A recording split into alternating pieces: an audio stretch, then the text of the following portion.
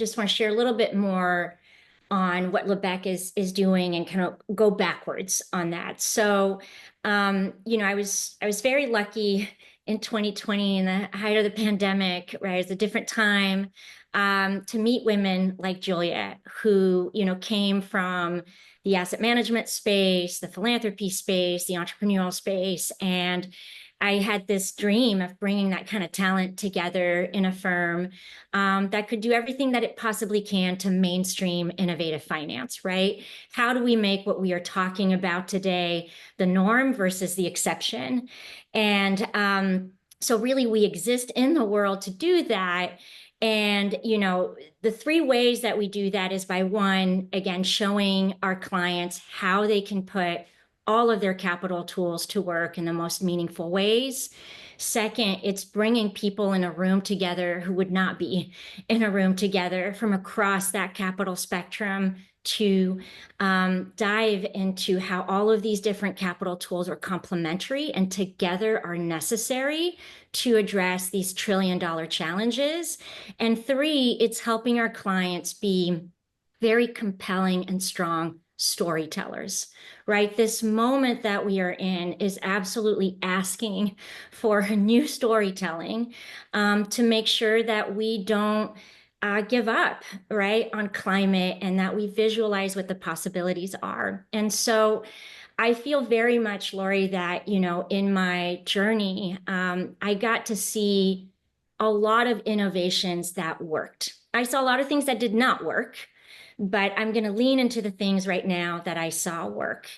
And, the water equity journey was so profound because, when we started water equity and, I remember going to a conference and hearing someone say, if you're thinking about investing in water, forget it. It will never work. And I was sitting in the audience. This was an investment conference, and I thought, wow, well, we've got our work cut out for us. And so to go from, building an $11 million fund to then a $50 million fund to then a $150 million fund. And, now the water equity team that's led by, Paul O'Connell, an amazing team of individuals, has, they've built an asset manager that has $500 million in AUM. And none of that would have been possible without innovative finance. So why are we not talking about this on every major news media, CNBC? I mean, I just think if I was a student in college right now, these are the stories I'd want to hear, right? And these are, investment stories that have shown results. The same as, recently through our work at Lebec, we've been diving into a business called Sun Culture that has demonstrated the economic viability of solar-powered water pumping technology for smallholder farmers in sub-Saharan Africa that essentially feed the world, right? That business was able to achieve that thesis through the combination of grant finance, carbon finance, debt and equity. They've now had a $27 million Series B round that includes investors such as Reed Hastings, Acumen, Eric Schmidt. So there's change happening, and it's those stories of how finance was used to create value for in ways that we need, right, that are anchored in reality.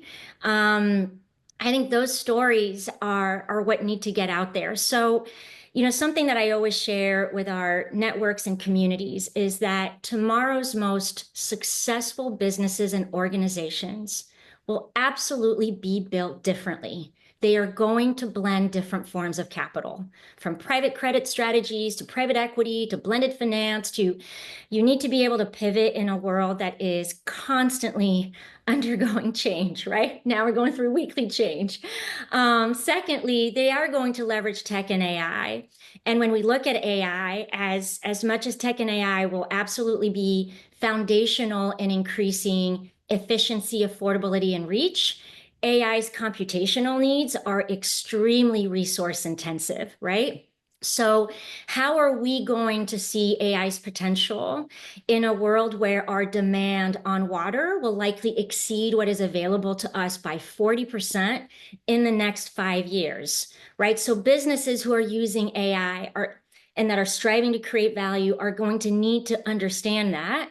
And so, three, go back to this element that we're talking about, which is that these businesses, if they want to succeed and meet consumer needs, community needs, of course they're going to have to focus on value creation.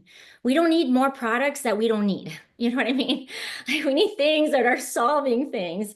And so that those are really the lessons that I carry with me.